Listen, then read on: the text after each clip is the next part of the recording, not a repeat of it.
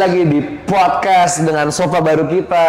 Asik. Enak sekali nih guys, kulit ya kan. Nah, ngomongin kulit itu kalau dimakan enak banget ya, kulit ayam ya kan. Enggak, jangan. Kulit kerupuk, Jangan enggak ya? enggak. Berarti kita mau bahas apa nih? Ada aku Coach Din dan ada Coach Gilbert di Yes. sini, ya. Di sini ada kulit, kita juga punya kulit guys. Oke.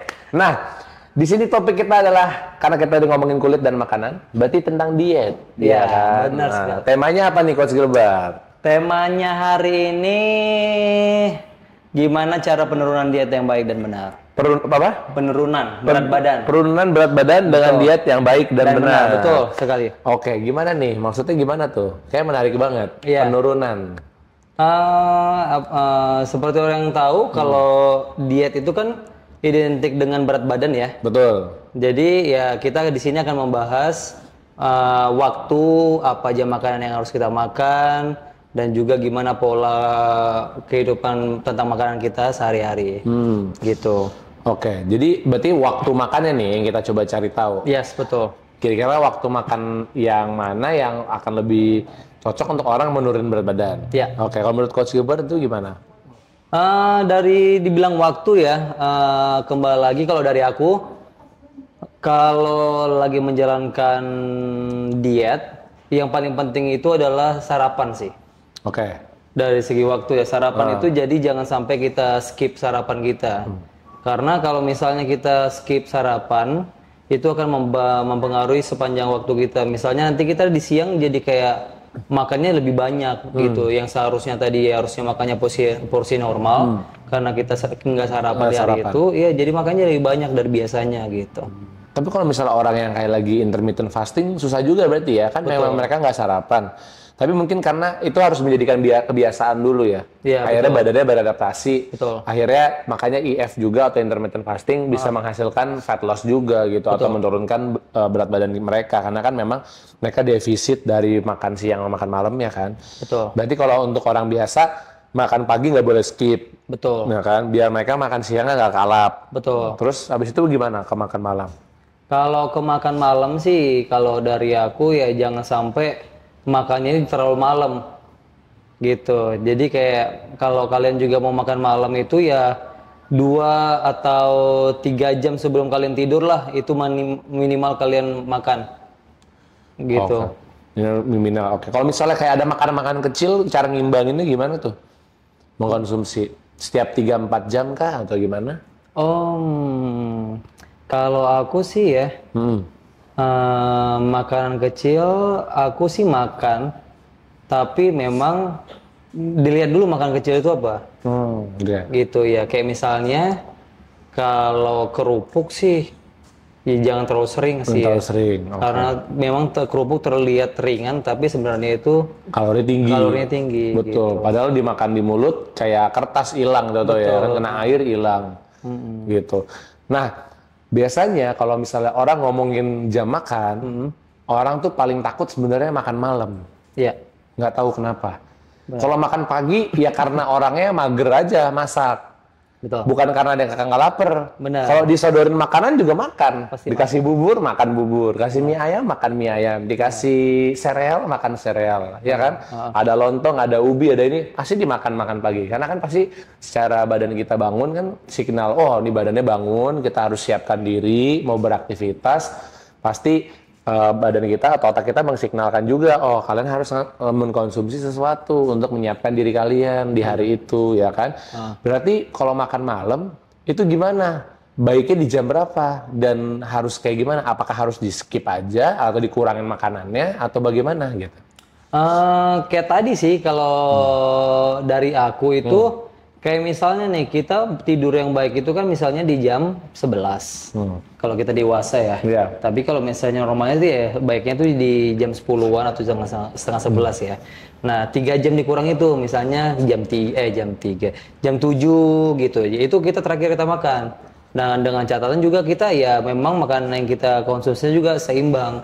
Di situ ada proteinnya, di situ ada karbonnya yang cukup, fatnya yang baik gitu. Jadi kayak jangan kita makan malam sih oke, cuman lihat dulu makan malamnya apa, kayak udah makannya ke jam 11 Nasi goreng lagi ini mah Nah, dia itu bahaya. dia.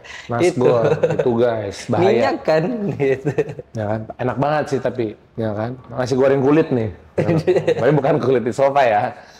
Nah, Benar. oke, berarti komposisi makanannya juga harus dijaga sebelum tidur Benar, ya. Dan komposisi makanan. kalau memang sih kalau beberapa riset juga mengatakan kalau memang kita makan itu memang ada kolerasi ya makan larut malam dengan jam tidur kita. Iya. Kalau bisa tuh 2 sampai 3 jam sebelum tidur kita tuh udah terakhir makan. Benar. Ketika itu kan kita masih ada 2 sampai 3 jam agar makanannya tuh dapat dicerna, dapat diproses betul. dulu sebelum kita benar-benar tidur. Karena pas kita udah benar-benar tidur, itu dimana makanannya udah di breakdown kan di stomach, itu baru tuh pengalihan sumber daya makanannya, nutrisinya ke badan-badan kita itu baru berjalan saat kita udah mulai tidur, masuk ke parasympathetic mode gitu. Kalau udah di simpatetik kan susah gitu kan untuk kita mendapatkan digestion. Nah, digestion itu naik ketika parasympathetic itu nyala, ketika kita beristirahat atau tidur. Benar. Begitu. Dan memang untuk meminimalisirkan resiko penambahan berat badan. Karena kalau jam tidurnya kacau, jam makannya terlalu larut malam, biasanya makin nanti tidurnya tuh makanannya bisa lebih banyak. Iya. Ya kan, udah betul. sebelum abis maghrib, abis jam 6 makan, tiba-tiba sebelum tidur makan lagi karena masih lapar begadang. Iya betul. Ya Jadi kan? kayak memang kalau kita pola tidur kita juga berantakan, itu kan mempengaruhi makan kita kan. Jadi misalnya kan rata-rata nih orang hari itu dia mau begadang nih nonton bola, ya pasti sambil makan. Sambil makan, betul. Nggak mungkin ya orang kayak misalnya dia kayak nonton film, nonton makan popcorn. betul makan popcorn. Terus kayak nonton bola tadi sambil makan kacang, ya kan belum lagi sambil main game. Wah itu Banyak sih berarti ya. bener. Oke, kalau misalnya kira-kira kalau ada makanan tertentu yang harus dihindari untuk tiap harinya tuh atau untuk penurunan berat badan tuh biar bisa bantulah turun berat badan tuh lebih efisien, lebih cepat. Kira-kira makanan apa sih yang harus dikurangin gitu loh? Makanan yang banyak mengandung gula satu, Iya. lemak kedua, yang ketiga itu kayak garam. Juga garam. jangan terlalu banyak, karena kan garam kan mengikat air dalam tubuh. Jadi kalau semakin banyak garam yang kita konsumsi, kayak misalnya apa ya, makanan apa ya mengandung garam banyak ya? Misalnya kayak Bukan makanan yang proses, ya, ya, kan? Ya itu harus dihindari sih. Kalau bisa makan makanan yang bener aja ya, yang asli kayak ayam beneran gitu ya kan. betul. Kalau ayam-ayaman kan mainan, dimakan sakit, nggak bisa dimakan juga kalau Jangan ayam-ayaman. Maksudnya ayam yang tidak proses dan ayam yang proses kan berbeda komposisinya. Jadi kalian kalau bisa makan yang makanan yang benar ya kan, yang asli, biar itu sangat akan mempengaruhi juga untuk kalian turun berat badannya dan secara lagi defisit itu akan lebih efisien juga karena kan badan kita ketika dapat makanan yang lebih asli nutrisi lebih banyak jadi lebih tercukupi gitu kan. Benar.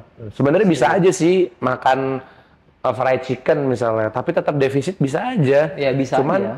ya kembali lagi komposisi yang kalian mau dapetin nutrisinya itu jumlahnya cukup nggak untuk badan cukup kalian, nanti. mineralnya, Betul. ya kan, makronutriensnya, gitu sih. Nah, kembali ke pertanyaan terakhir ya kan. Jadi kalau kita udah konsisten, seberapa penting sih sebenarnya konsistensi dalam mengatur waktu makan kita?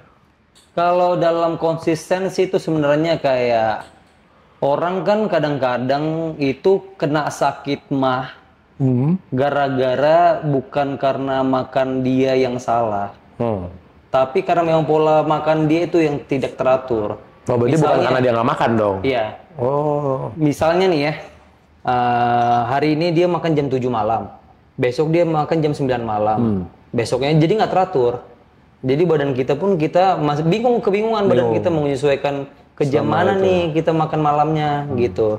Sama jadi kayak misalnya kita mengatur pola diet juga makanan itu konsistensi dalam mengatur pola makan itu juga penting supaya kayak gula darah yang akan dalam darah kita pun stabil. Betul. Gitu sesuai dengan makanan yang kita konsumsi. Oke. Jadi ya memang akan mempengaruhi banget sih kalau misalnya kita makan itu ngasal betul. jamnya. Kalau dari aku sih gitu. Oke, berarti konsistensinya penting dan memang itu bisa mempengaruhi banyak hal ya. Kayak untuk orang mah dan ya kembali lagi lah badan kita itu kan pinter, kebiasaan yang kita udah lakuin itu dia lebih suka kalau kita ngelakuin kebiasaannya. Betul. Ketika kalian melakuin sesuatu yang di luar kebiasaan itu, ya adaptasi lagi atau kaget lagi. Makanya orang-orang udah terbiasa intermittent fasting ya ada hasilnya pasti juga nggak mungkin enggak. Tapi orang-orang yang baru intermittent fasting, ada satu klien yang aku lihat hari ini kebetulan pas banget. Dia baru coba intermittent fasting, dia coba lifting, nggak sekuat biasanya karena masih kaget badannya. Biasanya punya breakfast, tiba-tiba nggak ada. Tapi nanti kalau dia udah terbiasa intermittent fasting dan sambil latihan juga, pasti nanti nggak tanpa breakfast juga dia mau latihan juga akan sama. Betul. Gitu. Oke. Kalau begitu semoga itu membantu dari segi nutrisi dan kapan sih kita harus makan, waktu-waktunya dan juga kalau bisa turun berat badan gimana. Harus selalu defisit kurang dari BMR kalian. Jangan lupa BMR kalian 2000 kalori, 1700, 1500. Selalu kurang dari itu. Sekitar 200 sampai 300 kalori nggak masalah. Yang penting kalian tetap jaga badan kalian dan selalu memiliki protein yang cukup, karbohidrat yang cukup, dan sayur-sayuran dan juga fats, healthy fats yang cukup. Jadi ingat kalau kalian makan, intinya itu kalian harus makan protein dulu. Betul. Alright, oke, thank you so much. Jangan lupa komen, like, dan subscribe. Asik. Bye-bye.